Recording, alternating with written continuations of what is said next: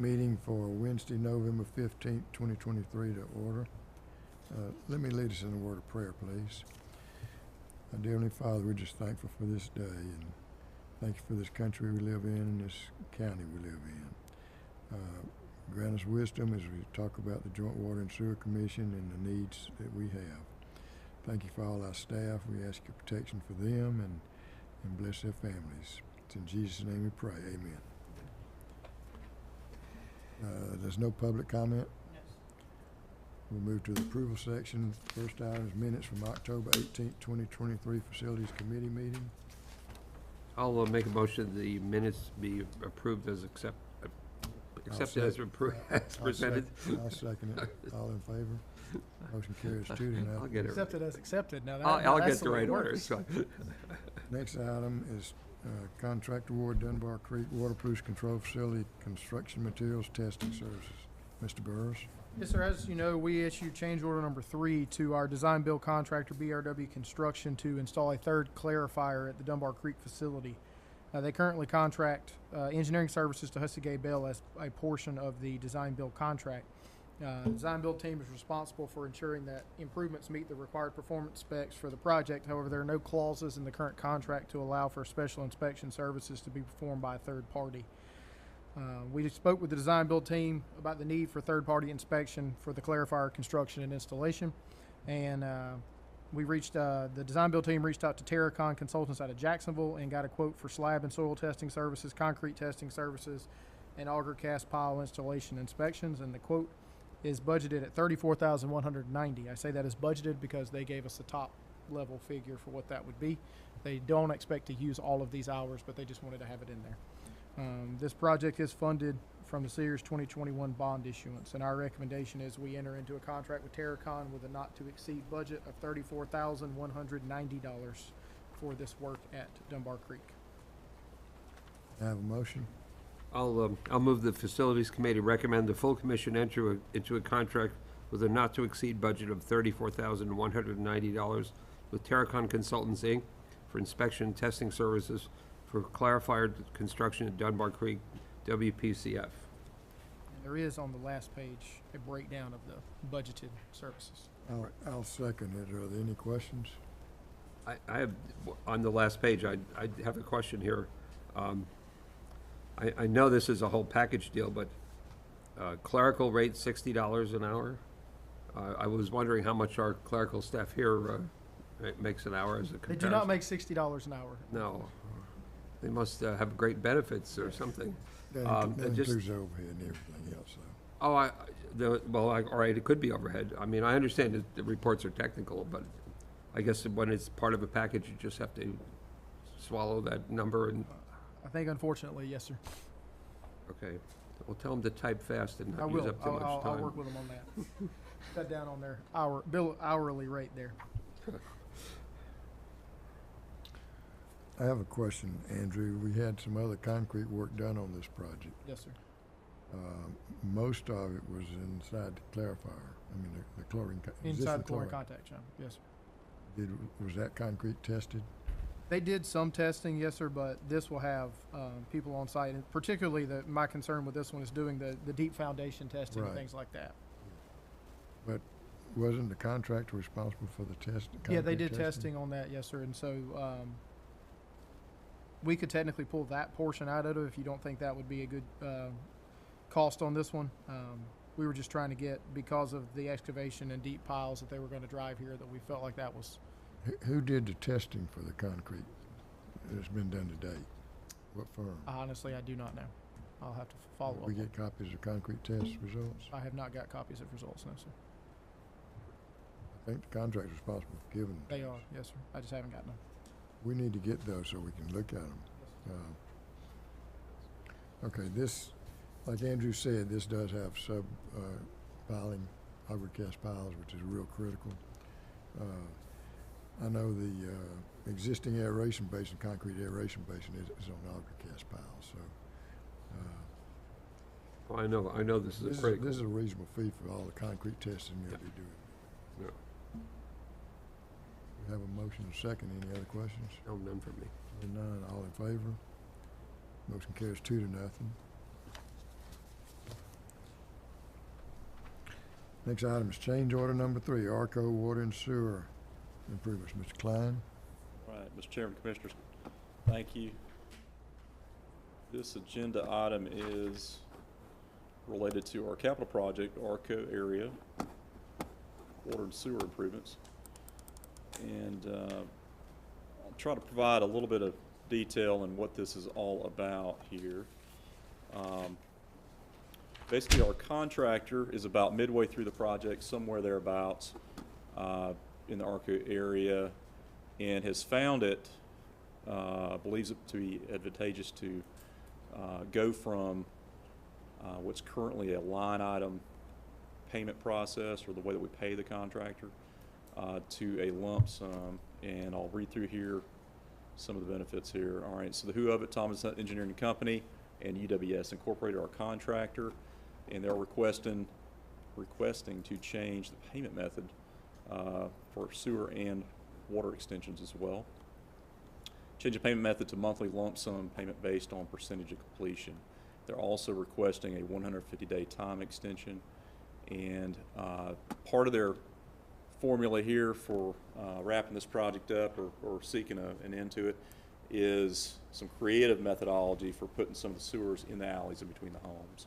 And it wasn't designed that way for some reasons being many of these alleyways are unopened, and the original design, I believe it may have been too disruptive to the existing homeowners out there to go in there and open those, albeit it is public right of way.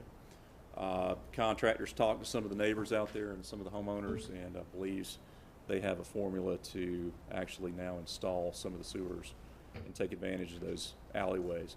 Why would we do this? Why would we go from street to the alley? One of the things that would be beneficial is to the homeowners. It'd be a much shorter connection from running. Typically, when homes are on septic system is in the backyard. The way that some of these sewers are designed now is out in the street, on the frontage of the house. So if the homeowners are able to shorten the extension by now going to the alleyway rather than all the way out to the front of the house, that'll reduce some of the linear footage of their connections. And I will throw up an exhibit here in just a second so we can show exactly where these areas are that we're talking about. And differences in costs. What we're finding and talking with some of our plumbers, it would cut the cost about in half. So somewhere around $2,000 if they're going the front, somewhere around probably $3,000 to $6,000 if they're going to the back, somewhere $1,500 to $2,500, maybe $3,000. Yes, so that's to run from the line to the house. Right, so Right, that's from- significant And savings. that also It is. includes demoing the existing septic tank. Can in you that pull up area. it shows the drawing? Yes, sir. See, most of the septic tanks in the back. That includes demoing the septic tank? Or- It doesn't? No, probably not, right?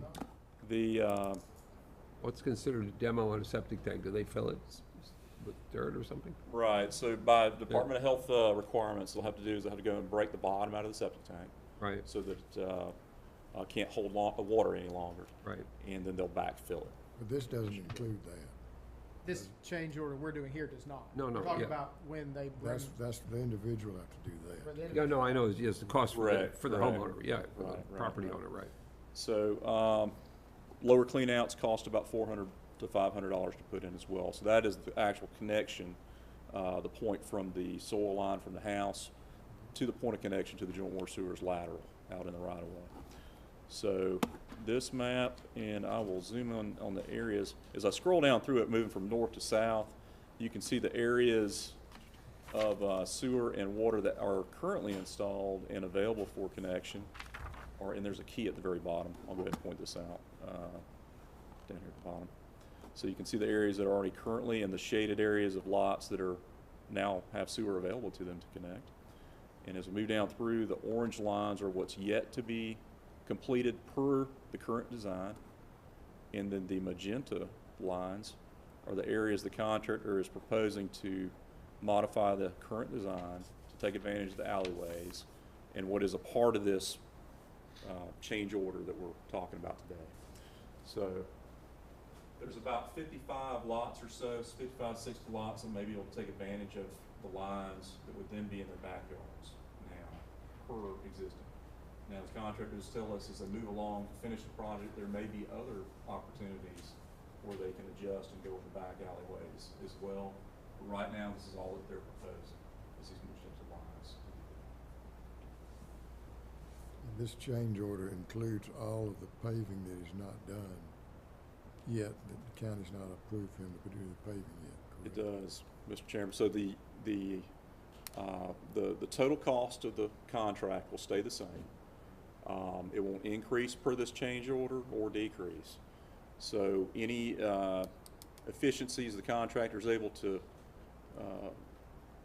come up with by being creative and whatnot will help us get the job done quicker. But they'll also be rewarded because they'll be being paid, you know, the full contract amount anyway. So, but it does eliminate paving, and I'll say this, along with new paving comes a warranty period. So there is some risk to the commission, albeit there's covered by contractor warranties. Right. If there's issues with new paving and new streets, which these will be completely new streets where there's the deep cuts, we will own those for, you know, A while. perpetuity pretty much until you know, the county would have to come back and repave on their routine repavement plan. But avoiding paving is a tremendous cost savings and liability savings for the commission. So we look at that as a benefit as well.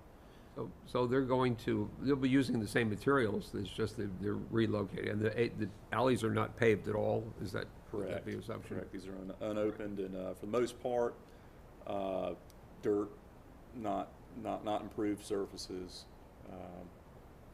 And so with the homeowner makes the decision on this area to go ahead and hook up to the sewer, then you're talking about a 50% savings for them. Between backyard to where it's currently Right, designed from yeah. street. Not to mention correct. disruption to the yard and their sprinkler systems and God knows what else, yeah. So that's, all right, so it's a big benefit.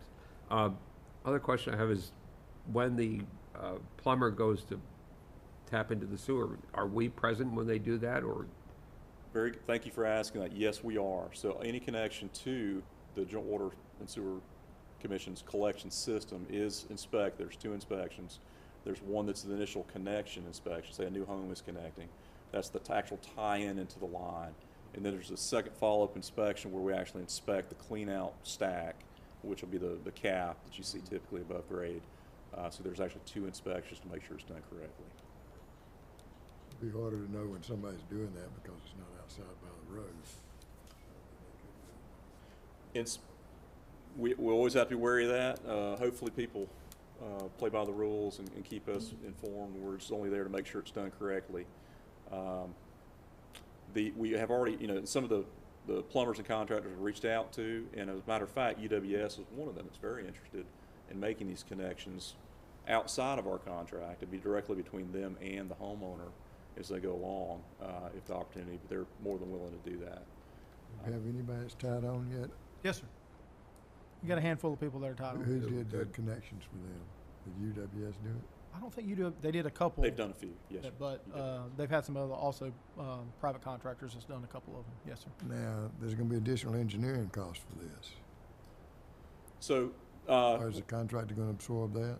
one of the contractor will. So that's another benefit of this too, is that the contractor is pretty much going to be doing it. They're responsible for any additional surveying that's required, any additional stakeout, layouts, that type of thing, and or surveying, right? So we still do have our services through Thomas and Hutton Construction for contract admin through the end of the project, and we should have plenty of budget left in their contract for contract admin.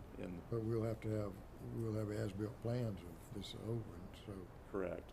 we'll be paying the engineer any more for this. That's already included in our contract with Thomas and Hutton. So any additional work on red lines and things like that, the contractor will be absorbing.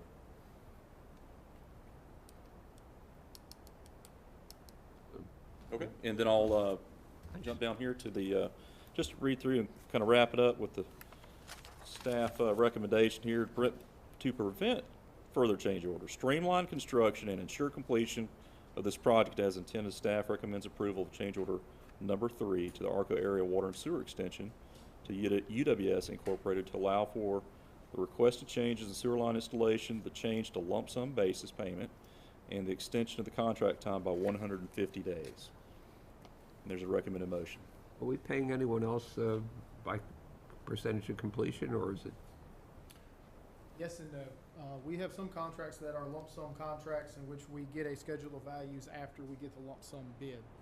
And we have some contracts that are bid as line item contracts. So it's really whichever way we go about it. So yes, some contracts are lump sum and we pay them, just that was not the way this one was bid out.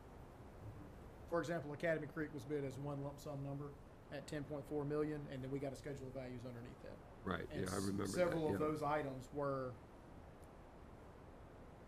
percentage of completion, like general conditions and things like that, we would pay out at percentage complete.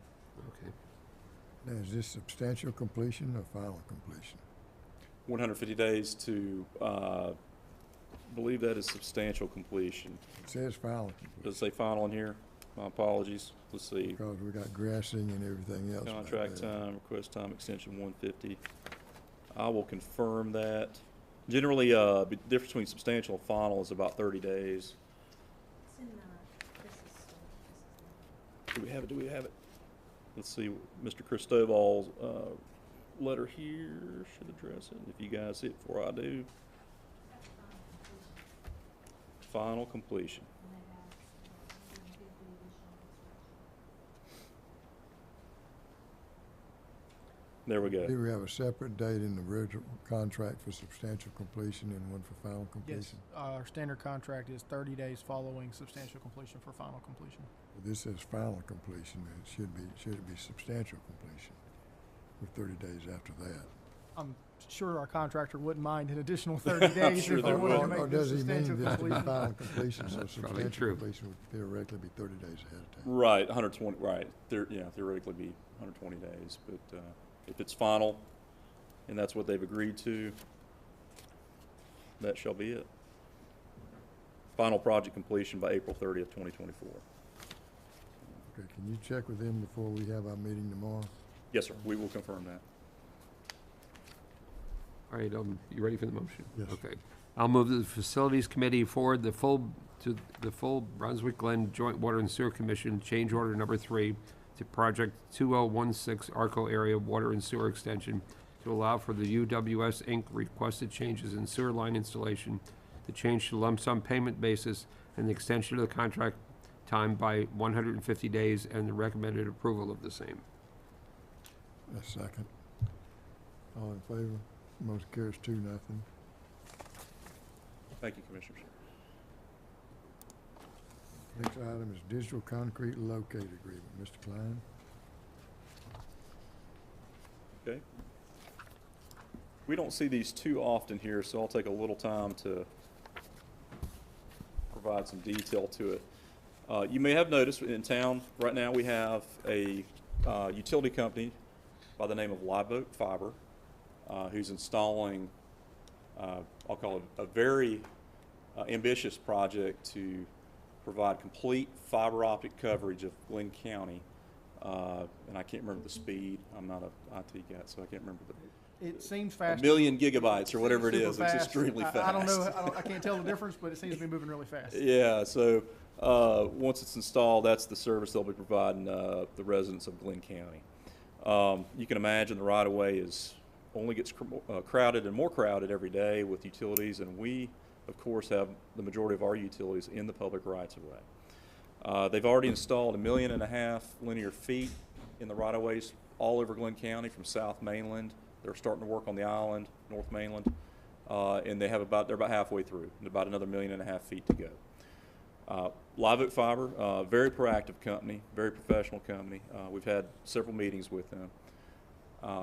As you can imagine, most of this installation is done through directional drilling, which is a trenchless form. It's not open dig, shovels, or excavating equipment. It's directionally drilled with a guided drill head. Conflicts with existing infrastructure happens. It's a pretty frequent occurrence. It's up to us as a utility provider to provide locates. It's called locates through Georgia dig law. We have to mark our utilities when a contractor calls or an applicant calls the Georgia 811 system and calls for a locate ticket. Within 72 hours, we have to go out there and have everything marked. It's become a little overwhelming for our staff. We currently have 2 locators on staff that do this full time, amongst other duties with GIS and mapping. Live Oak Fiber has a contracted third-party locate company. They call them Breakpoint, but it's actually the Digital Concrete Incorporated. And they go ahead of their drill crews and actually provide an extra layer of utility locates above and beyond. And it's not just this community. Live Oak Fiber has done these installs through the Panhandle of Florida, other parts of Georgia as well. Live Oak Fiber has come to us, and they understand that this is a very aggressive project. It's hard and difficult for us to keep up with the volume of dig tickets they're submitting by law, and they have proposed at their cost, no cost to Joint Water, to pay their locating company to basically assist and provide extra manpower to do locates. Now, I'll say this: by law, we are the utility owner, and we are responsible for locating, and this in no way relinquishes our responsibility or ownership of dig tickets. We'll still be the ones responding back to Georgia 811 to comply with the Georgia dig law, but we'll actually be leaning on this third party paid by Live Oak to basically be additional boots on the ground.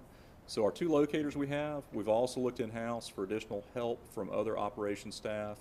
The ones that are available to work after hours, the ones that have the time outside of the regular duties have helped. We've had maybe half a dozen folks help us. It's still extremely difficult to keep up with the aggressive schedule of Live Oak. We do want to be supportive of the Live Oak project. We understand it's important to the community, but protection of our utilities is priority 1.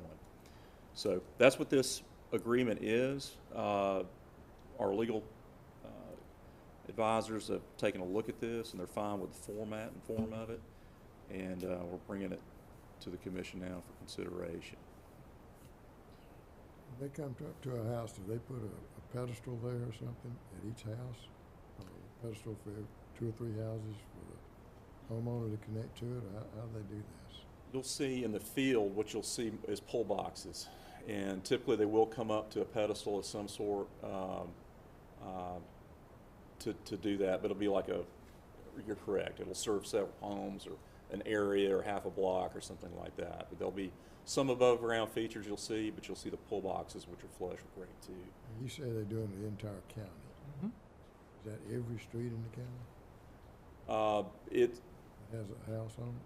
I don't know if it's every street, but I feel pretty confident they're going to hit 99% of the public right-of-ways in Glynn County. I believe they are, and that's what they tell us. Now What about the private right-of-ways in Jekyll? I think that would have to be worked out with the private right-of-way owners. Right, I think in some cases we've seen with private subdivisions with private streets, some haven't quite been filled in yet. But yeah, I think it's probably a case by case. I will add this too. So the rights of way within Glynn County are either owned by Glynn County Board of Commissioners or the county or the city of Brunswick City. Each one of those has a right-of-way coordinator. We work very closely with those right-of-way coordinators. They've been very proactive, understanding the ambition of this project. They give us, actually, Live Oak has to submit plans, design plans, as any other project would.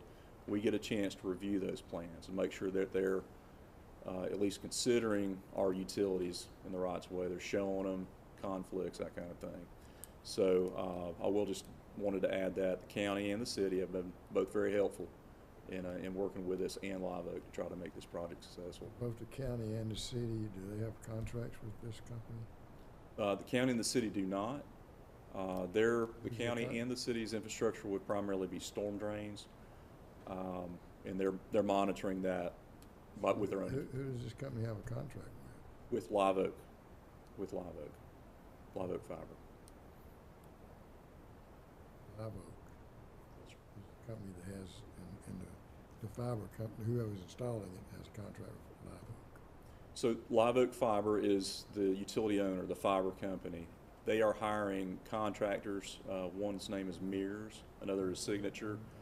Live Oak gonna be paying what do you call it? Georgia Power pays and franchise fees. to the county and to the city? I have I no do not idea. know. I do not And know. all of that has to be determined too. I just wondered, the county and the city should have some agreements with somebody on this. Very likely do. I don't have an answer to that. I have asked. I don't know. I might have been out of line asking. I was just more curious than anything. But We might need to have an agreement with them too, and so that we can access their services. Yeah. Somebody at the county and the city had to approve this thing. They have right-of-way permits, so they file for individual right-of-way Correct. permits. Yeah. And the county and city approve the right-of-way permits. But it's gonna be like another, like Georgia Power and Yes. the gas companies, there's another utility out there. that's correct. Yes. Have we had any discussions with Live Oak about connecting our remote locations? Both this main office and remote locations, yes, sir. We have, yeah, because I think that would be critical, because not only is it fast, but it's asynchronous, so it's the same speed up and down. Yes. And it exactly. makes a huge difference, particularly when you're trying to communicate remotely. Well, that, and also, we've been led to believe that there'd be some substantial cost savings to us as well. I would compared to hope what so. We're paying right now for internet service, so Yeah, certainly something that we are, Mr. Sellers and his team is working with them on. Right. Trying to get all that coordinated. yeah, that's certainly worthwhile. And, selfishly, it's a little more convenient to run 2 blocks down the street if you got a problem than having to go through the 1-800 numbers. So basically, they're hiring a third party to do the locates. How will they have access to our information, this third party? We would forward the tickets as they come in on our printer in our office. We would forward them the tickets every morning, so they would be aware. And this also would help bridge the communication, or improve the communication between their forces in the field and us with our locates, because they would be in charge of Yeah.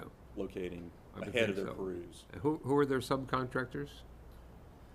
They have multiple. There's probably half a dozen different. They tend to change periodically, I got you. so it's hard to Yeah. keep track. Because as long as you're driving along 17, you never know who's going to be Yes. there on the side of the road, on the east side of the road there. There's a lot of white trucks with DOT numbers on them, and that's all you see. So Oh, yeah, and a lot of other private trucks. Everyone's got their flashing yellow lights, but Right. so they're important, I guess. They have hired several drill crews in the area, and they're looking Yeah. all the time for more, Yeah. because it's a lot of conduit. Well, to they're go. stepped out to the beginning of my neighborhood, so I saw it. When we do locates, are we responsible if they hit our line and it's not at the location where we show it? It's not within 3 feet. Right, so by the dig law, 18 inches either side is where our mark is supposed to be. Within the utility, 18 inches either side is where. But I'll say this also, dig law also protects utility owners by, they specifically say with directional drilling, every utility that's crossed must be visually seen. In other words, they have to pothole every crossing. So it's not a easy thing to do, but it is actually required by dig law. So what happened over in 17 by the Chinese restaurant? They did not pothole there. They didn't Not pothole, They did okay. not pothole. And we were the unlucky one. I will say, in that scenario, there was about 4 or 5 different things that could have been hit very easily. And we Yeah. just got chosen. We got to be, yeah. I saw them, We won that lottery. yeah, I saw them when I went by, I saw them digging there, but that was before they broke it, so, I'm not 100% sure they were ever going to get that line through there without hitting something. yeah, Yeah. gotcha. I'll say, How deep are they going with the cables? they're going anywhere, right in the same depth that we are, pretty much. They're in the sweet spot from 3 foot to, 2 to 3 This feet. is a good example of why, and Mr. Klein's been pushing this the entire time I've been here. When we do new developments, we are strongly pushing there to be dry utility easements and then wet, for lack of a term, dry and wet utility easements. So that the only thing in the wet utility easement is water, sewer, and storm, and all the cable and fiber and power and everything like that is in a separate dry utility. Now, it doesn't always work, but we've been strongly pushing that angle because it does get very crowded. That's a when good you're all point. trying to use the same right of way. Are we putting that in our standards that we're presenting? Glynn County actually has, so Glynn County makes the call on the dry utilities easements that Mr. Burrows references. So that is the first 10 feet on all new developments. It's a Glynn County subdivision regulation. The first 10 feet inside the property, on the private property side, is actually reserved for dry utilities. So that regulation came about, it's not always been in place. So there's a lot of right-of-ways out there where there are places in neighborhoods where there's not this dry utility, so that's why they are in the public right-of-way in many areas. But all new subdivisions have to have that 10-foot dry utilities, and that is where they have to go if it exists. So, Our meter project, is it finished now? The meter project, is it finished? Meter project finished. We're down to just a handful of meters, but we've started our closeout meetings, so it's. And we have a GIS of all the meters, right? Yes, Hmm? sir. That information will be provided with the closeout package. So we'll be getting GIS on this, right? absolutely. So we're uploading all How the, often do they shoot the GIS for this? Oh, the fiber, we will not get GIS data points I on where thought the I saw fiber's at. something in here about GIS. So we don't We'll get provide anything? them with GIS information so they can locate, but we're Yes. not gonna get their GIS. correct, right. We'll get, and this is one other Would it thing. help if we had it? Well, yeah. With any utility out there, we always ask, do you have record drawings? Surprisingly, Have that? sometimes whichever utility company it may be, sometimes they internally will have record drawings. We do not have ready access to the record drawings. Maybe it's a security thing, I don't know. But, We have some good communication with Live Oak, and I'm sure that we'll be able to get some level of information, just Yeah. maybe not, all of Yeah. the details. we have asked and encouraged and requested that they GPS their stuff as it's installed. Hopefully they're going to do that. And as a right-of-way coordinator, that would be one of the priorities I think they Does should the county have. not require that? Like for telephone companies and all this other? It- It seemed like they would require that. If they don't, they certainly should. It would be very helpful for them to know what's in their right-of-way.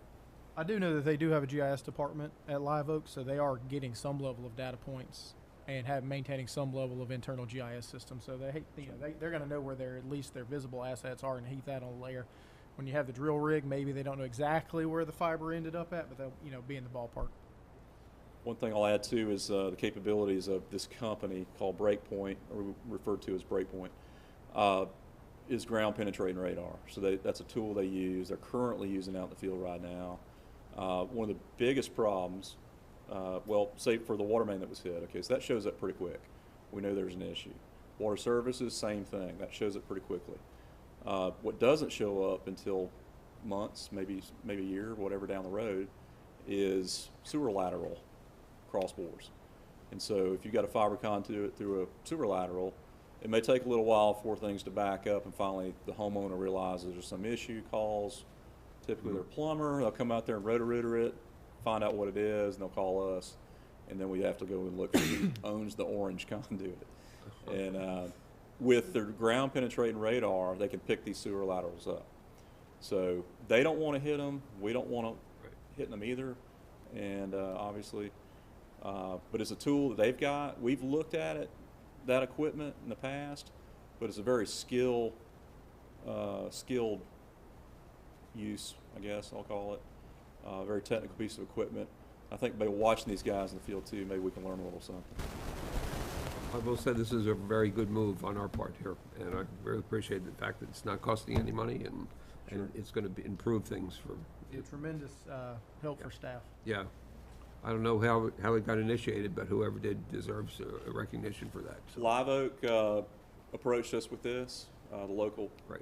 officials at Live Oak approached us with this, and we thought it was an idea worth bringing to the Oh, commission. I think it is, no question. Do we assume a responsibility for this if they don't locate it in the right location? So Breakpoint, as the owner of the utility, we're still going to be, I believe, ultimately responsible for issues. Breakpoint does say if there's damage and they locate it, that they cover the damage, or so. And that's in this contract? Yes, sir, and we'll verify that. I'll find out exactly where it's at, so we can point it to the commission. Ready for the motion? Have you read this contract, Charlie? It's taking a little back and forth between think the he's, Live Oak and Can I have a yes. motion? Are you ready for the motion? All right. I'll move the Facilities Committee recommend the full commission enter into a contract with Digital Concrete Imaging LLC and Live Oak Fiber LLC to perform supplemental utility locating at no cost to the JWSC. Second. Any other questions? No. I would like to check on that so far as the contract before the meeting tomorrow. Yes, sir. Yes, sir. We'll find out how to point to that. All in favor? Yes. Motion carries 2-0. Thank you. Thank you.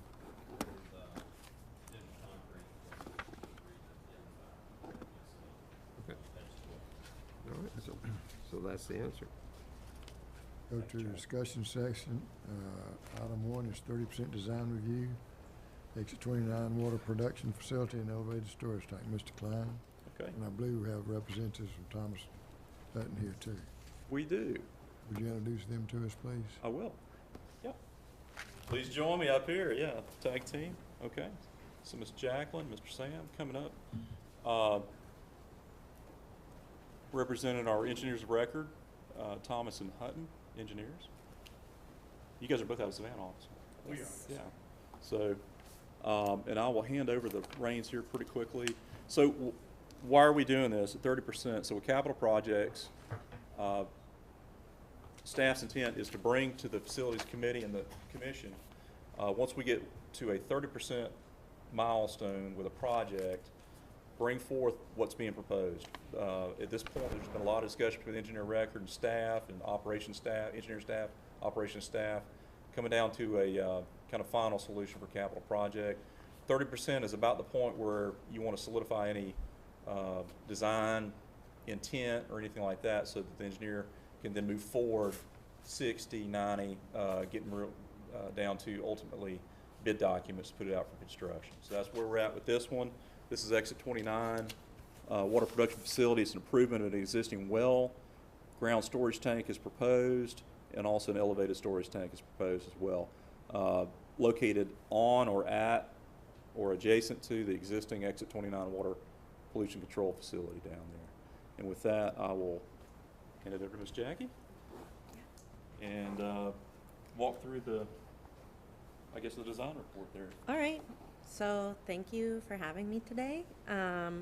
As Mr. Klein explained, we're proposing improvements to the existing fire flow well. So we kind of just outline the location of the site. As you can see, there's a photo here of the existing facilities at the wastewater treatment facility. And then as we go on, we kind of reiterate what was in the request for proposals by Brunswick-Glynn Joint Water and Sewer. And we talk about the improvements that are required to get the facility up and running. That includes site grading, that includes removing existing facilities, what is required for water treatment before it goes to distribution. As you can see, we talk about the chlorine contact time. There's a required of 54,000 gallons before the water leaves the facility. And then we also talk about the proposed elevated storage tank. We're proposing a 500,000 gallon elevated storage tank at the facility and a treatment building.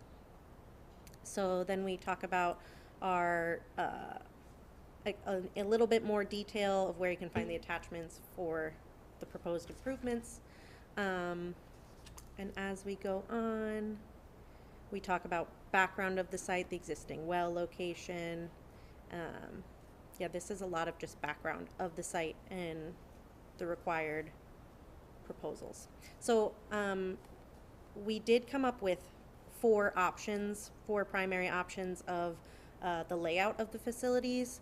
A lot of them are just simply the location of the facilities. There's a south parcel just below the wastewater treatment plant where we proposed potentially putting all facilities besides the well there, and then separately just the tank, the elevated tank.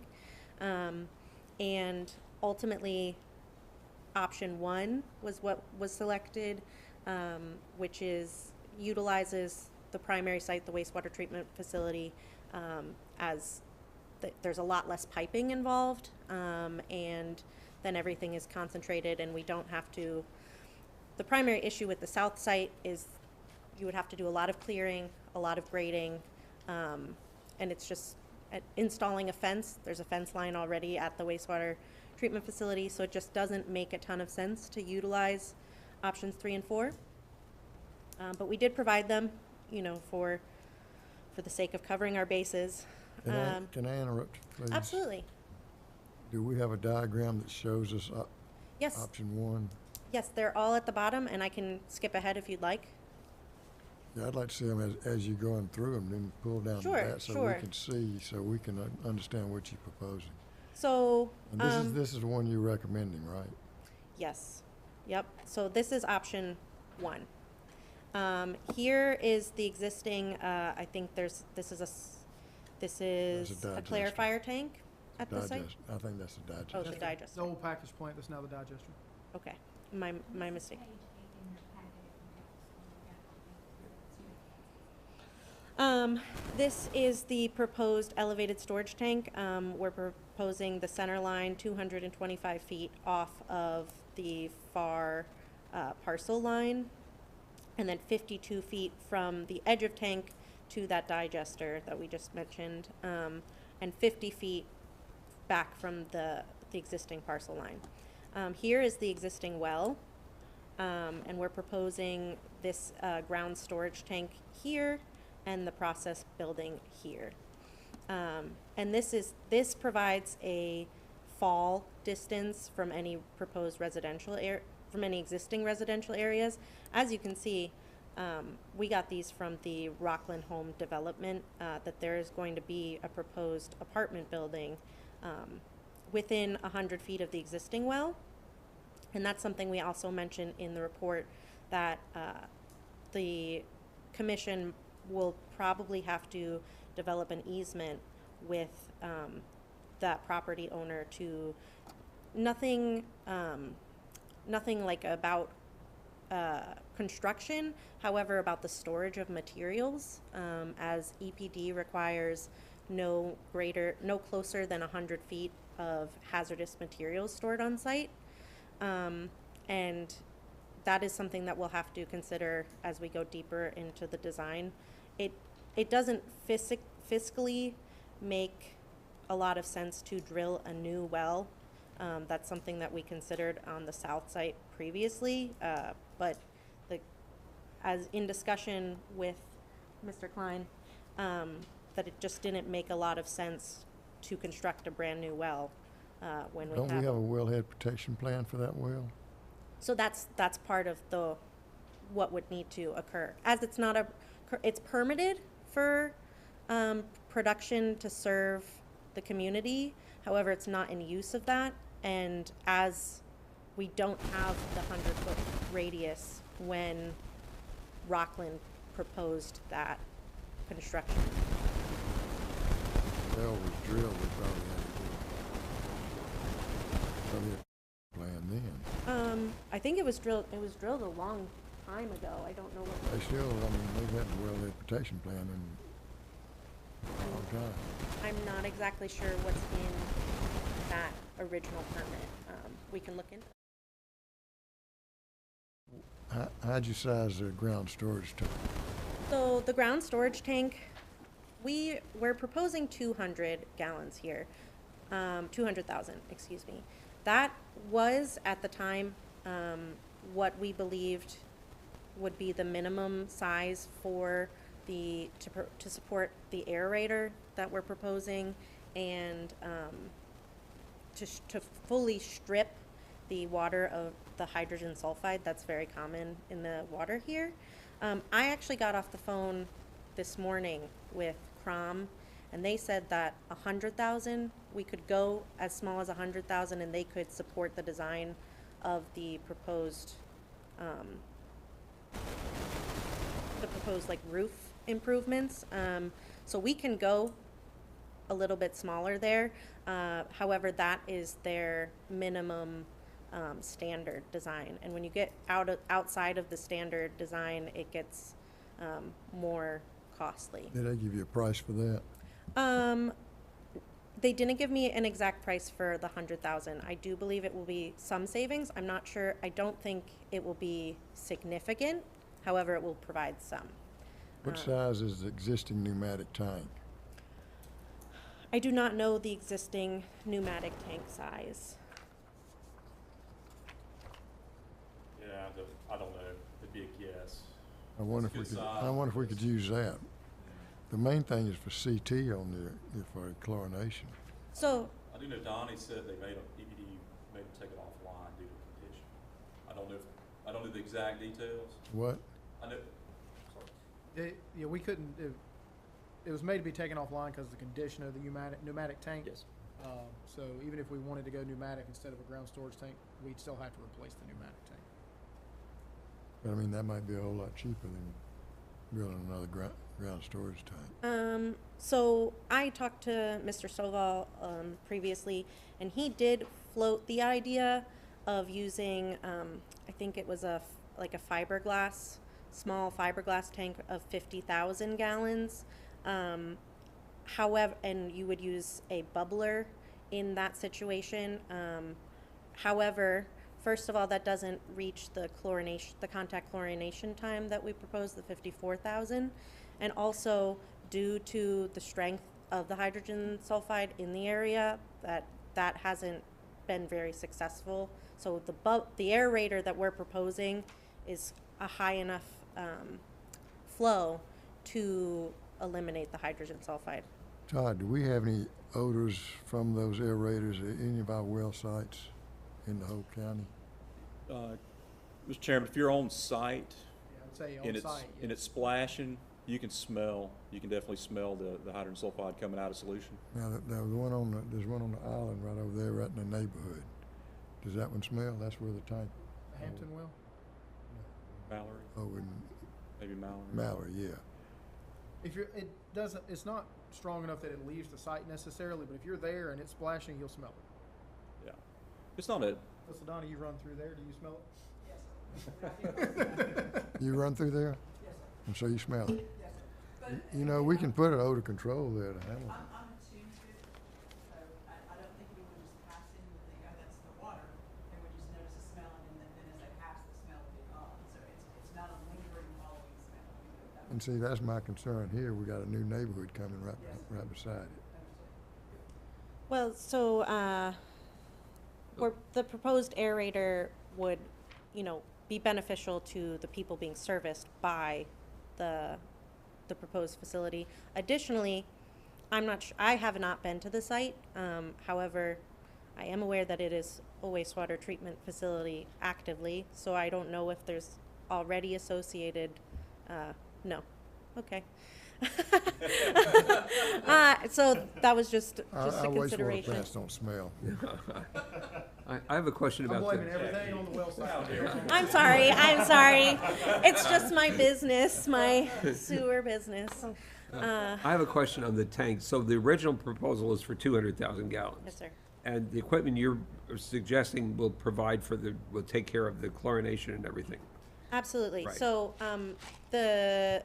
the proposed ground storage tank is primarily for the hydrogen sulfide stripping, but it does provide a small amount of storage. But the primary storage will be provided by the elevated storage tank, and there will be proper chlorine contact time in both facilities. So, I mean, so from a utility standpoint, I don't see the benefit of downsizing that tank.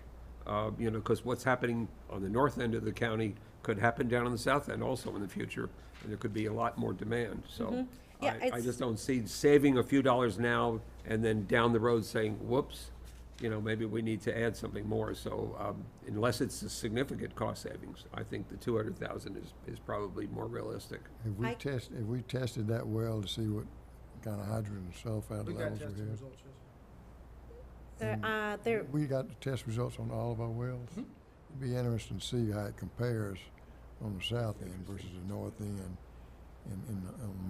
with Mr. Bankston and try to get that information for you. Yes, sir. Because we might be over-designing for something that, Could be. we might not even need it. Could be. There's a lot of wells in South Georgia that don't have it. I'm not saying we don't need it, but I have another question too about the 100-foot setback from the property. Yes. So we would be entering to an agreement with the property owner Yes, about hazardous materials. correct. Okay, and give me an idea, in other words, runoff from the parking lot, from gasoline and oil and things like that. Are those So- considered hazardous materials? So it would be gasoline and any like paints and just not household materials, like household materials like cleaning supplies and things, but fuel oil and things like that would not be allowed to be stored within the 100-foot radius. It's just storage. It's only storage. Mm-hmm. do we have a site plan for that subdivision or that? So this came from we were provided site plans by Rockland Homes. We have them because our staff has reviewed all that for the connections. Are the apartments backing up to here or the driveway? What is? So this is a proposed building. This is an apartment building, and as is this. So the parking is probably on our side? I think the parking would be on this side. Okay. got those plans? These are patios. You got the plans, Todd? Yes, sir. Mr. Chairman, yes, sir. We have reviewed this as part of our normal review process through Glynn County. And, correct, these are the back patios or backyards. Oops. Y'all don't see my finger pointing. This is the back, right, and this would be the frontage, to where the cars and whatnot would be parked. How many floors? This is 3 floors? They look like townhomes. Yeah, they're Oh, they're more townhome. townhome, two-story townhome Yeah. style, and they're currently under construction. And those are patios in the back, Yes, sir. overlooking our facility? The wonderful view, I think. What Mm. kind of, Thanks what for kind of the buffer does EPD require from the wastewater plant to a residential unit? Is it I 400 actually feet or spoke with EPD regarding whether this facility would be permitted. So first of all, the well, like I said, is already permitted for production. However, using it as a potable drinking source, all Miss Dea Hanifa said was we needed to remain 100 feet back from where wastewater is stored, which we have provided in this little 100-foot setback. I'm questioning where the apartments can be too. How far they have to be away from our property line or say our digester. Right, Well, we got the wellhead protection plan, plus we got the distance from the wastewater treatment structure, which would be the digester. Which is way down there. right? This is Yeah, the that's it. digester. right, We need to right. check that when we're reviewing the plans for that. Have we already approved those plans? Those plans are approved and actually even received EPD wastewater division approval as well. So didn't appear to be anything other than setbacks required, normal setbacks. EPD certainly didn't flag it for anything. Are there any plans for us to put some kind of buffer there? Right now, we just have a fence, right? There's a fence, yes, sir. They're gonna clear all the way up to the fence. Oh, they've already done. Clear right up to the fence, yeah. Drop the daughter off at school, it's cleared. Don't you worry. There ain't a tree left. Would it be fair to say in an ideal world that we would prefer to own the property rather than having a building there? Any buffer you have is always Right, beneficial. I was gonna say, yeah, Especially for the wastewater plant. yeah. Yeah, But we're how far away from the property line? So we are about, I want to say the well is about 40 foot from the property line, and then it looks about maybe 60 feet to that existing building, that proposed building, forgive me.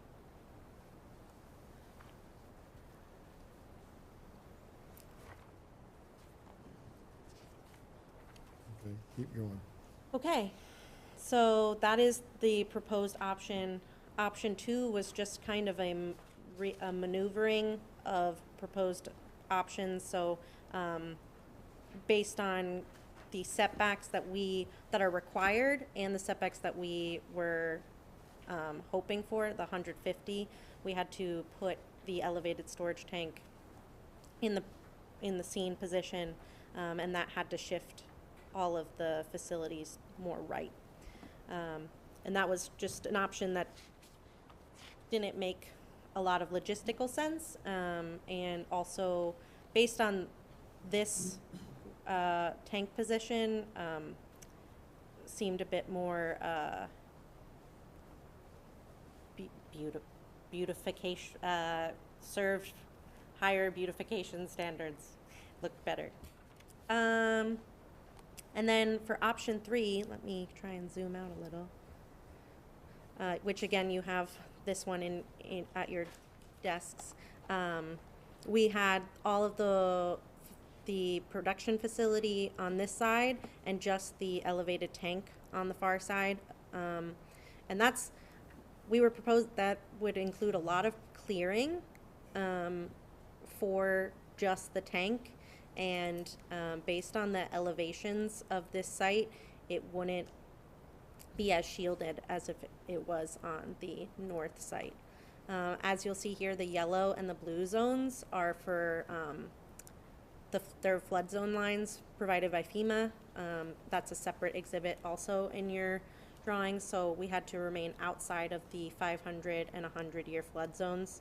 The 100-year flood zone is required by EPD. The 500-year line benefits your insurance levels. You said is less or more shielded, and what does that mean? From my understanding, it would be less shielded here. It would be seen more. The elevated storage tank would be higher visibility? Yes. I'm trying to, what's our elevated tank designed for as far as wind? As far as wind? As far as wind. Wind Yeah. rate. Wind is, 170, how much? I think 170 miles an hour. They're full when the wind comes through. Yeah, I would think, yeah. Right. So they're not moving so fast. Yeah, exactly. And then option 4 had the ground storage tank, the production facility, and the elevated storage tank all on the south site. And you're looking at a farther extension of raw water and an extension of final production water. And It's a what's in further that down. area down south there? Are there other residential? There are no, these are residences, but they're Oh. about equidistant from the residences up here if we were producing here, besides the Rockland development. Can we zoom in on the treatment plant right there? Absolutely. Oop. Because that digester's a long way away Oop. from our building. Sorry. Yeah. everyone. Oh, he wants to go back up to Why don't the we- waste. Oh, the Or north- the actual wastewater plant. Yeah. Yes, the digester is a long way from the. I want us to put the digester closer to the belt press building. It's a long, there's way, we got all that space all the Yeah, way. can you zoom in up there? Yeah. Yes. Yeah, it's- I will say, I'm not sure that the design, when that wastewater plant was built, had a whole lot of consideration for future expansion of that facility. But I mean, the only reason they use There's a lot of that- grass, and that's the advantage it has, but other than that, But the belt press building's right there to the left it's of the the two white clarifiers. roof building, just to the left of the clarifier, right there. And so, if we put that, we could put the digester in any place there away from the neighborhood. And then we got all that space to build if we wanted to relocate that. Unfortunately, that doesn't do everything meets EPD standards the way we have it outlined, except for the existing well. The well is the main issue. I know you're talking about Being that close to the digester, yeah, but so we can move the it does meet EPD standards for water storage being close to the digester. Does meet what? EPD's guidance regarding water storage, we're meeting that and in option 1. So, What about having the well and the aerator and everything there, and just tied into the 12-inch line coming into the plant, and then having the elevated tank not connected? Have it connected, have the tank down below, but have it connected. That's to the option system 3, there. correct? yes. So, that is Then option you wouldn't 3. have any- Then you wouldn't have any line going through the plant. Yep, so we show that, but once, I'm concerned why the tank is always so close, while the elevated tank is right beside a well. They don't serve any benefit. that is a good point. When you look But at- then Look you, at Savannah, they don't have elevated tanks, or very few. I do believe Savannah has elevated tanks. But they have a lot of, because they got a lot of wells. The wells, I mean, you got the storage of a well, 100,000 gallons a minute. If you got a tank right there too, Well, the, what kind of flow you can only get so much flow out of it. the benefit of the elevated storage tank is you can have the wells offline in case they're, I mean, we will have a generator at the site, but if the pumps go down for any reason, you do have that. Couple of questions. Generator at the site, can we tie into the existing generator at the wastewater plant instead of buying a new generator? So that was something that so there is an existing fuel cell or generator at the plant that is, I think, out of service currently. And we would have to evaluate that based on the proposed pumps. We're not exactly there yet in the design. However, I mean, it is a possibility, definitely, but we would have to evaluate the capacities of that existing generator. Where's the generator, Andrew? Where's the generator on site? And that would definitely allude to a cost savings. I think based on Canal Road, it was about 300,000, 100,000. and then we would knock You had that some out. more- You had the more conduit conductor to get it there, obviously. Yes. But you save that equipment cost, building, slab, whatever we ended up doing there with that. I mean, Commissioners, personally, I like option 3. I like the benefit of having the tank further away from the site. And it makes it, as she said, it'll be more visible on that south end. And if we're gonna put up a tank, I don't wanna hide it behind trees if I don't have to. Bless you. We're gonna have to clear that anyway, because we're bringing that other line down there, so portions of that area are already gonna have to be cleared. And how close to residential is option 3? We're looking at 182 feet Oh, from the okay. property line. So it's not really looming over like the apartments. I mean, you know, Well, some and people, also, having the tank, we don't necessarily have to do it this way, but if we brought a 12-inch line down that drainage easement that we own back to that tank, that also provides benefits on looping the neighborhoods in adjacent. you know, So that is option 3. It's actually not that much more expensive than options 1 and 2. It's about 1 million more. And I know, so if we want to go ahead towards talking about the costs associated, let me go to the summation table. Have y'all gotten prices, updated prices from elevated tank contractors? Yes, we have.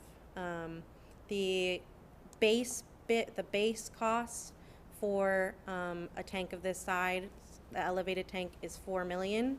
But with the coatings, with the piping, with the electrical, that's probably looking about like 6.5, which That's is, a composite tank.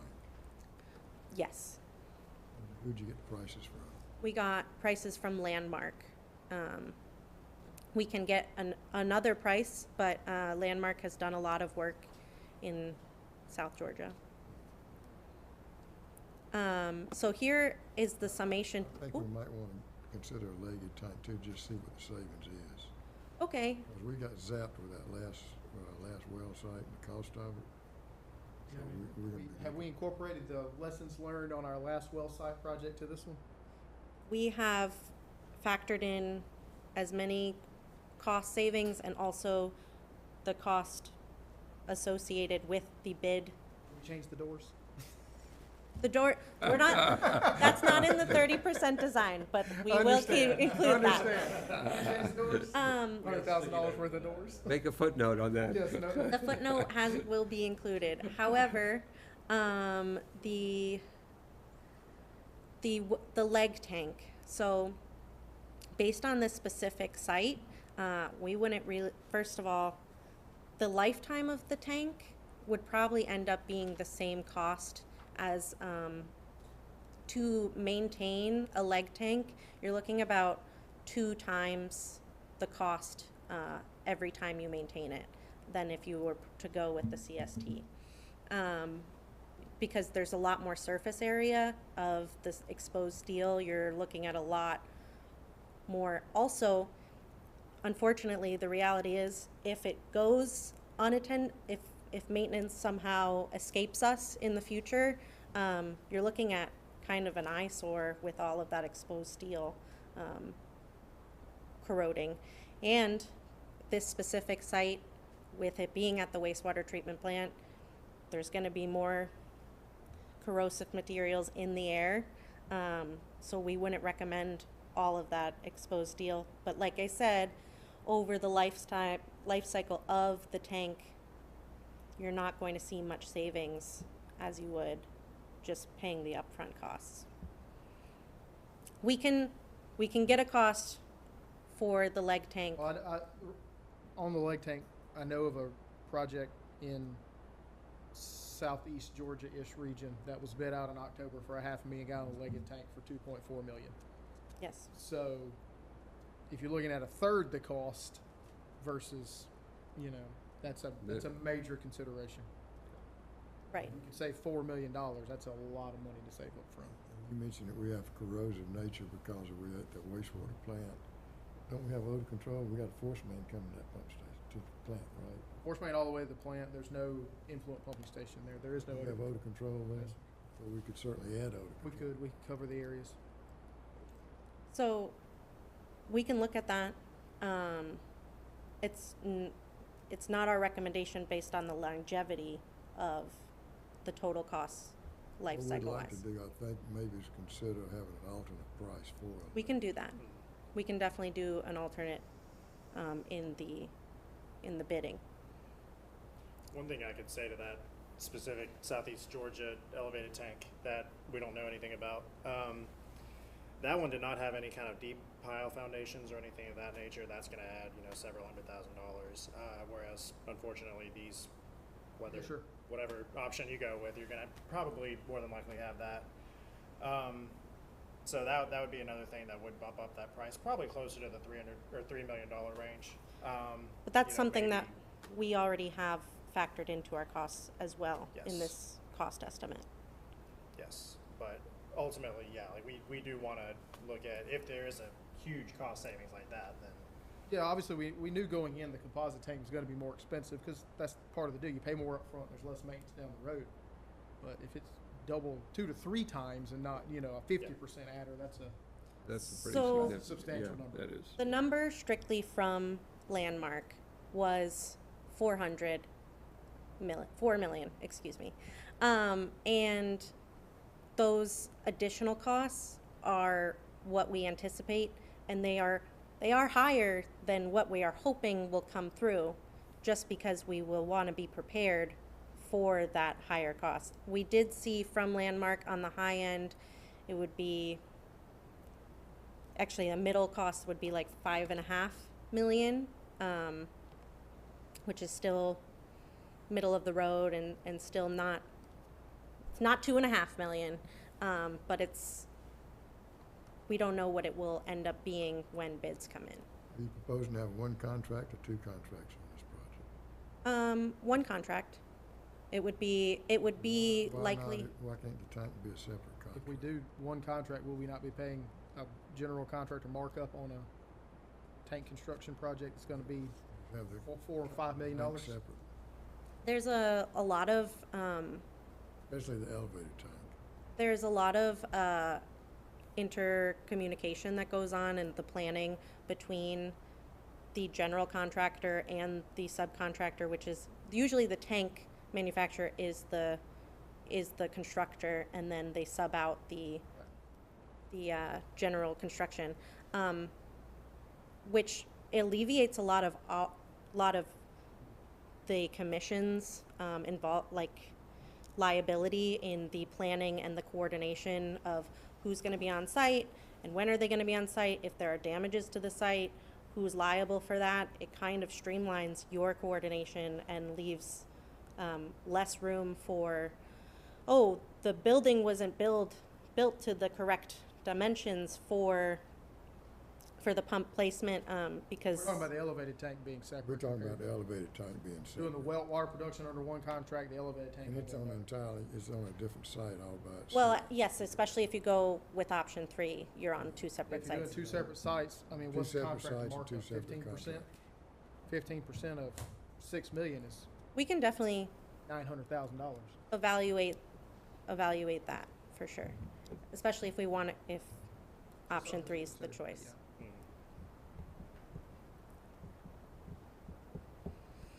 Were you thinking option 3 with the, I mean, I think, that's why we present this to the commission. Yeah, We want to start I'm- doing this so we can have these discussions now, I think that makes the most sense, so we don't get a surprise at the end. yeah. And so, additionally, in this memo, we talk about looping in the Bantram Trail, Cinder Hill Drive, and also the Cali Circle Southport Parkway connection. We're looking at about 150,000 and 120,000 respectively for those. Why do we have to do those, Todd? We don't have to do those, we just thought while we were in there. It Because was, it's single-fed neighborhoods. yes, it was requested That by, was- That was a staff recommendation as part of the, That would be a third contract then. yes. Yeah. we could do it later, just while we were in there disturbing, we felt like it may be a time to try to take advantage of that opportunity. I don't think that would violate SPLOST definition. It would not. I'm going to, here we have, these are the areas that we're tying in those connections. Yeah, that will help with isolation of those current areas and increase the flushing capacity of those areas as well, because they're dead ends currently.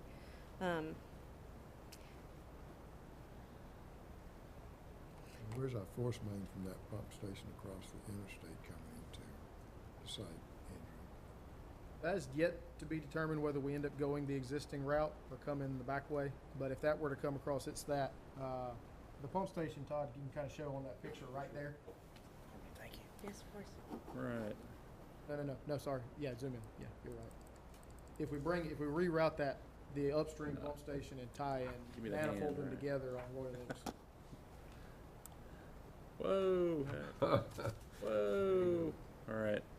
Yeah, so the drainage easement coming in No, from we're here. talking Royal Oaks. Oh, I'm sorry, Royal Oaks. My bad. Yeah, okay. Maybe been better to stay zoomed out. Yeah, Royal Oaks is over here.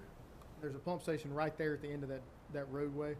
That's Right. very small, currently pumps the other direction. We were talking about bringing the existing force main page from here. out on 17 that direction, and manifolding that pump station in, and it would essentially come across right there at the interstate and come in. It should not impact anything we're talking about here, because it's coming in Forget GIS. down there closer to Headworks. That's okay. I would have pulled GIS, but we lost all our layer connections up here, so. So essentially, right there where the red cursor is, somewhere in that general area is where it would be coming. We need to get back with Thompson Hutton and tell them what alternate we want to go with, right? That's correct, and that's why we were asking for y'all's feedback on that. That was a good presentation. Thank you very much. Very much. Thank you, I appreciate the information. We'll be back in touch with you. Absolutely. Thank you for your time. All right. Ms. Smith, Mr. Dodd, thank you for attending as well. Thank you very much. Next item is the water production report, Mr. Burris. Yes, sir. For the month of October, pretty consistent with where we've been in previous months.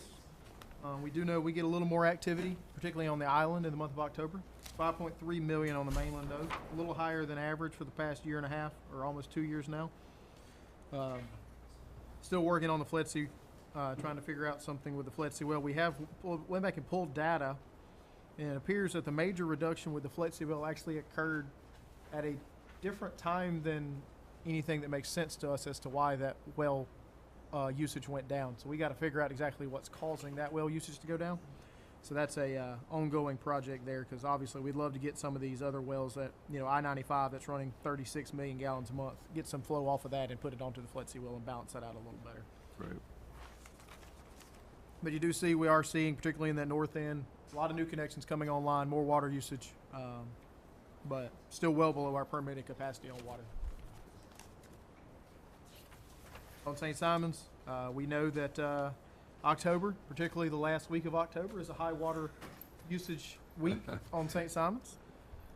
So a little over 3 million for the month, which is not substantially higher, but considering that the bulk of that increase occurred the last week of the month, it is a pretty good boost for that last week. But all the wells operating pretty smoothly over there on St. Simons for the time being. I will say that I suspect on the Friday before the Georgia-Florida game, the system probably got a decent little flushing out. And then South Mainland, the 2 wells, Brookman and Fancy Bluff, we're looking at ways to potentially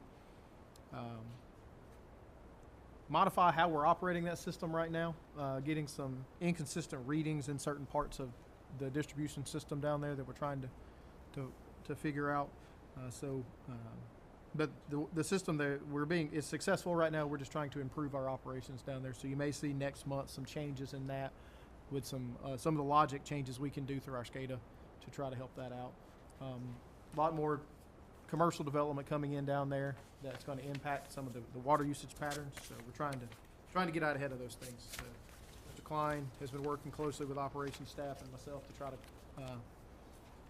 come up with some potential solutions to some fluctuations we've been seeing. But all in all, very good month for our water guys. And then yesterday they did go up to the GAWP Fall Conference and receive their Distribution Gold Award. Nice. So Very nice. doing well there. Don't know if there was an acceptance speech, but if Mr. Bankston gave it, it was the shortest one that's ever been told. Are we going to recognize him tomorrow? Next month. On these wells, how many wells do we have elevated tanks at? How many wells does the tank immediately at the well Mhm. site? Yeah, of all of these wells. 1. Brookman's the only one. On the whole, in Well, the whole, yeah, in the Fletsy whole, is, yeah. in the whole system. Fletsy and Brookman are the only 2. But yeah, Fletsy still has an elevated tank there, yes. The rest of them are not. They may be somewhat nearby, but they're not on the same site. We don't know why Brookman's like that. Was SPLOST funded? Okay. There's an answer. Brookman's a nice little well site, though. That's a good building we got out there. And it is set up for future industrial customers across the street at Dean's Island, if anybody's interested. Do we get on the elevated tanks, we've got how many elevated tanks that have antennas on? How many elevated tanks that have antennas? Let's see. Oglethorpe, Demery, Mall. No, Mall doesn't have them, does it? Mall does. Or Mall does not. I-95 has them. So Prince Street has it. 4 or 5 of them. Yeah. Or what about the one on the island we just painted? It does not currently have them, but there is a cow out there right now. What, There's a carrier on wheels, cell tower on wheels out there, Cow. a cow out there right now. It's like a portable antennas. are they gonna ever put it back on the tank? They will eventually, yes, but not until the tank project is completed. Have we seen any of that where we had antennas on the tank affecting our paint job or discoloring it with, and having to repaint it or getting stains on it? Using the Oglethorpe as an example, the more appendages you have up there, the more susceptible you are to osprey nests. And I know that Oglethorpe is a bit of an osprey nest up there. If an osprey made a nest, it would really be ready to paint. What are we getting paid for these antennas? $27,900 a month. I think it's $27,913, but yes. Yes. Is that a number our director's supposed to know? That was pretty accurate. The photographic memory. Especially considering that it changes every so often and it doesn't, they don't all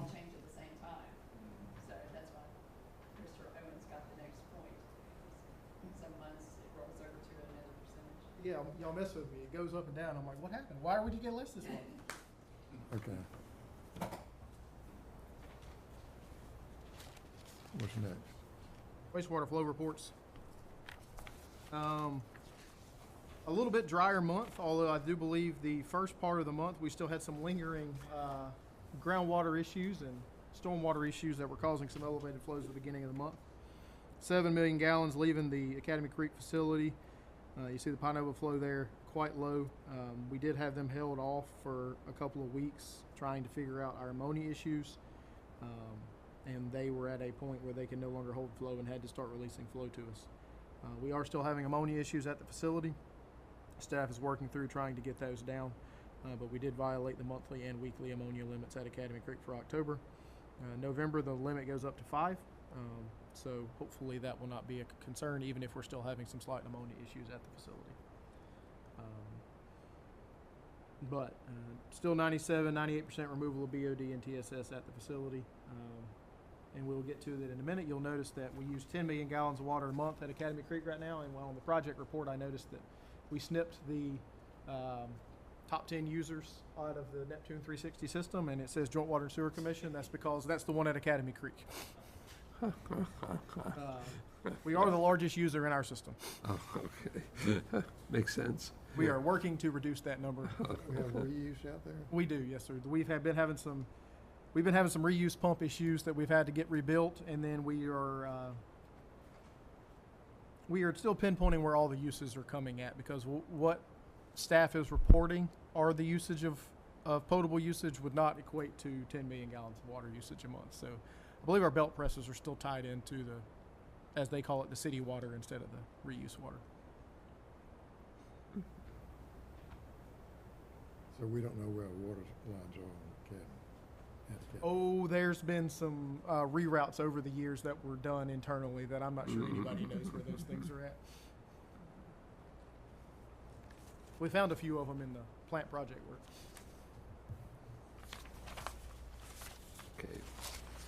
But you do see one thing I will note, we do still have I&I issues in the system. That's not up for debate, but you see our monthly curve, the blue line there on the graph next, significantly less monthly change. Obviously, it's never going to be exact. We still got I&I issues. We still have days where we get a lot of water in the system, but trying to smooth that out as best we can through some I&I efforts. All right, Dunbar Creek, a little bit of rain left over. We have identified an area that we need to do some further investigation for influent, potentially tidally impacted influent areas on the south end of the island that we need to do some further investigation on. But 3.4 million gallons of flow. Also, we know additional usage on the island during the month of October just because of our increased activity. But the plant handled it fairly well. A little bit higher than maybe we have been, but everything within permit at Dunbar for the month. You see there very low water usage for the month compared to Academy. Obviously, Academy's going to use more water because it's a bigger facility, but we should not be using 10 million gallons of water a day at Academy Creek.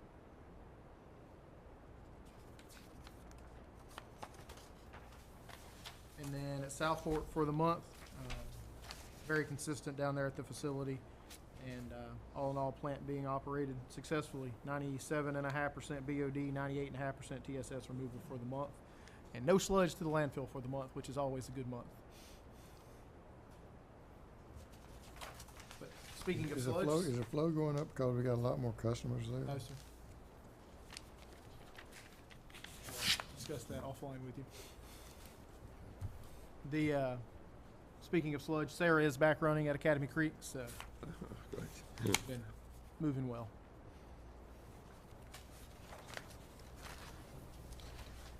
Okay, now the photographs. Now Todd's gonna show us some pictures.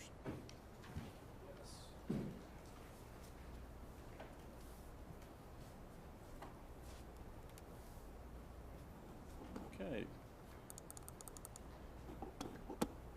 All right, this is our monthly capital projects in motion report here with pictures.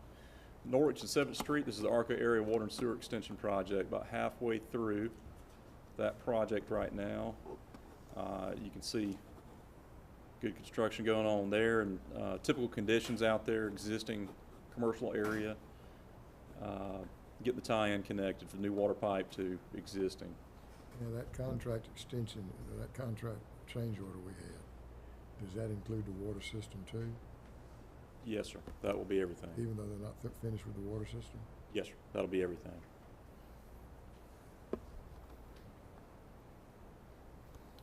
Okay. This next project is galvanized replacements internal project with water distribution. Another good example of some of the pipe coming out of the ground and being replaced with fresh new pipe. Each month, can you tell us what the percentage of our galvanized pipe we've replaced? I can tell you the footage, the thing with the percentage, and I'll just be very honest about this. Our distribution staff is not confident that all of the galvanized is properly identified in our GIS system. There's historically 2-inch, anything under 4-inch, as far as water lines, was not comprehensively mapped in GIS for some reason.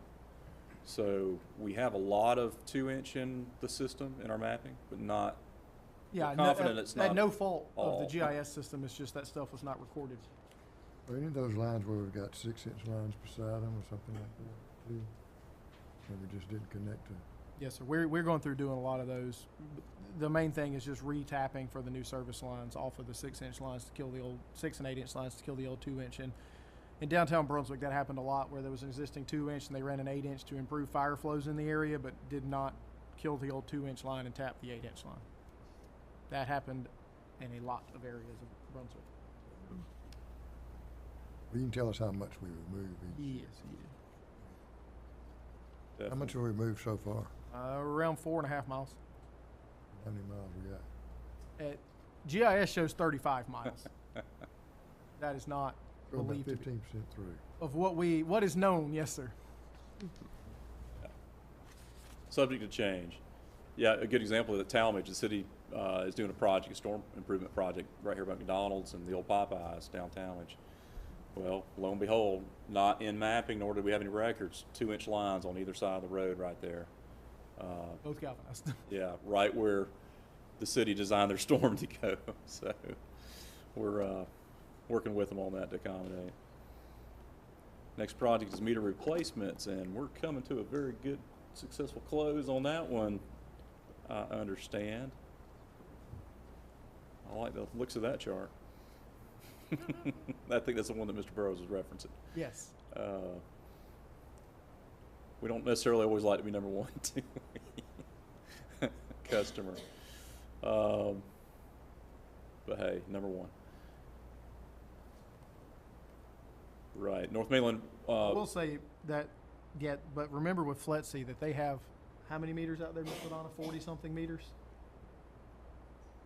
So they have substantially more water usage than that. It's just on a bunch of different accounts. So that's not lumped together. Same way with the Southeast Georgia Health System. They have.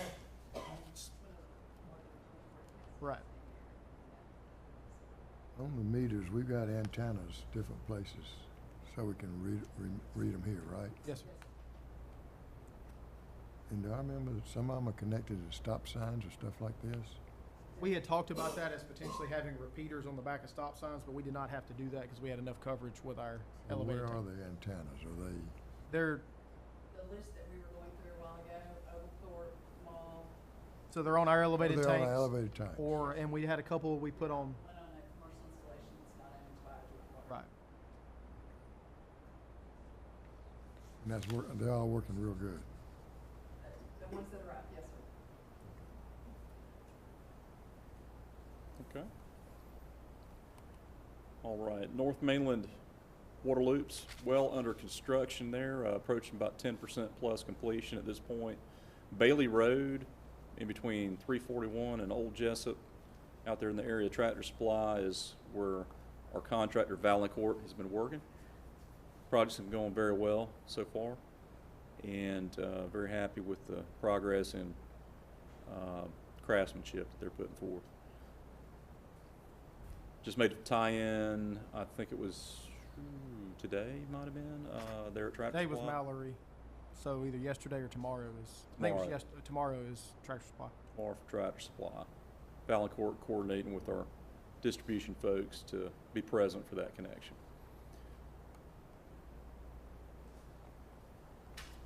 Next project to speak of is Pump Station 4044, formerly known as Payless, but now it's Brakes for Less. And Opco, our contractor there, is mobilized with equipment on site. The oak tree has been removed, all except for the stump, and the contractor is just waiting on Atlanta Gas Light to relocate their gas line. Once that happens, they'll be back on site fairly quickly to begin with construction.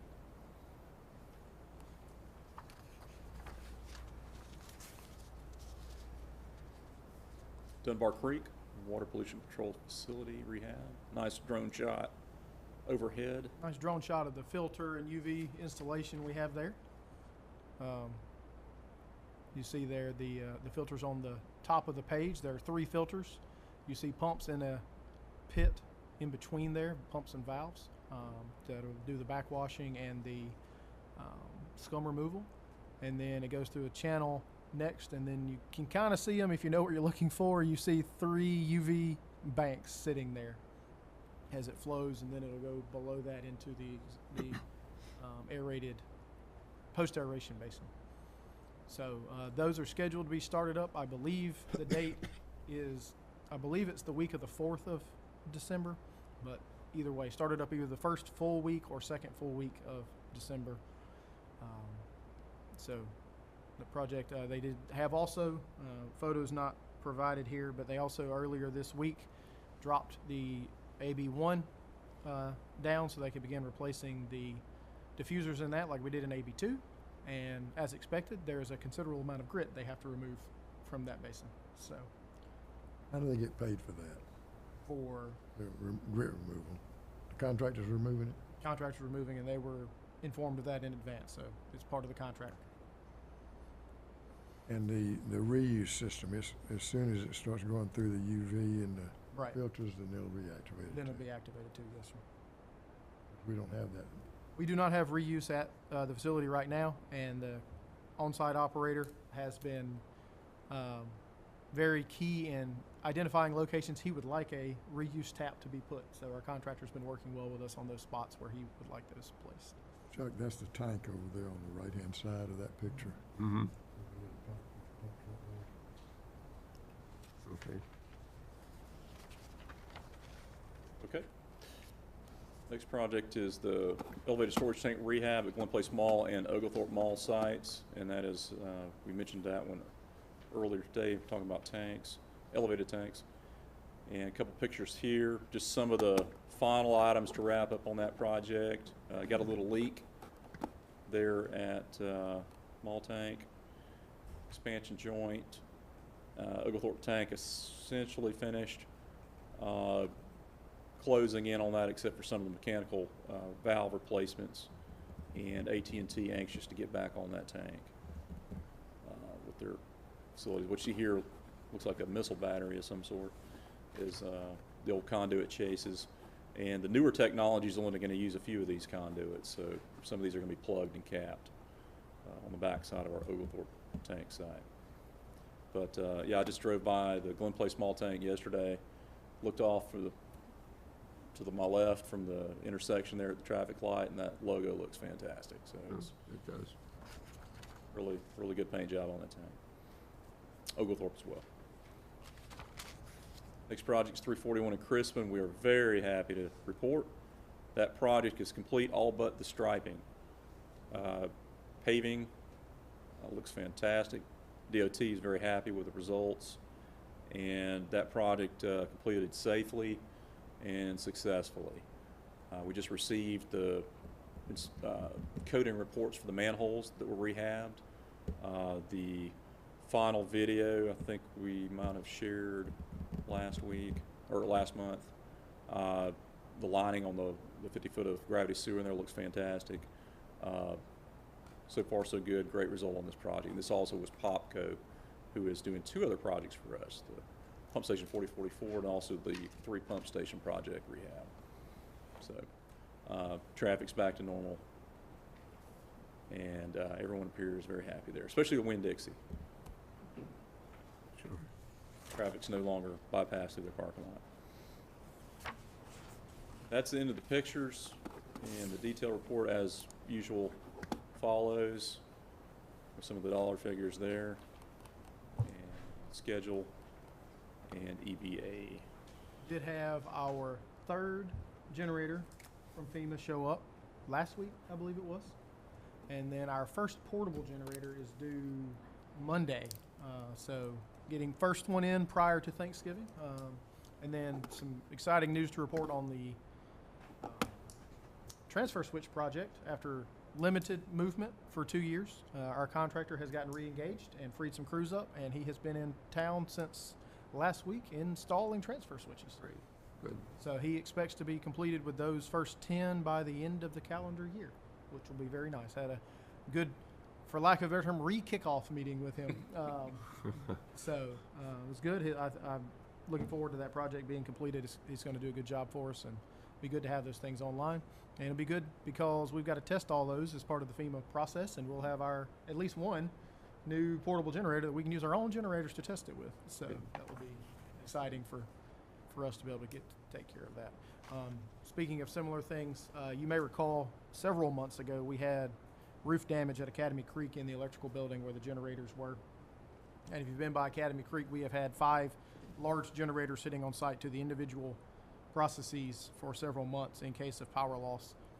The work, I haven't got the update that Georgia Power has reconnected yet, but the work to finalize all that, replace those panels, redo all the wiring so that we don't have to have those generators sitting there, was completed about 9:45 this morning, and Georgia Power was supposed to have the power back on by 10:30. So I haven't got the note yet that they've got it back on yet, but we will be back up and running very quickly, if not already on that facility. Now we still have to disconnect all the generators. There's still some work that has to be done there. And then we'll see exactly how much of the insurance claim is going to be picked up by the insurance company, because we have spent a considerable amount of money renting generators and also buying new electrical equipment and fixing things in that facility as a result. So getting a little bit of mixed signals out of the insurance company, so we'll see what happens. But either way, the plant will be back to where it needs to be electrically. The elevated tank on the north end, what's the status of that, and where's that funding coming from for that tank? The elevated tank is bond funded, That's a $15 million bond. $15 million bond. Yes, sir. How much of that money have we spent so far? I think we spent about 40% of it thus far. So What was it set up for? It was some sewer extensions. sewer extensions, some We can- CIPP work, or water and sewer extension, or water replacements, sewer extensions. So sewer extensions is our code. We do the CIPP work and replacement up at Crispin.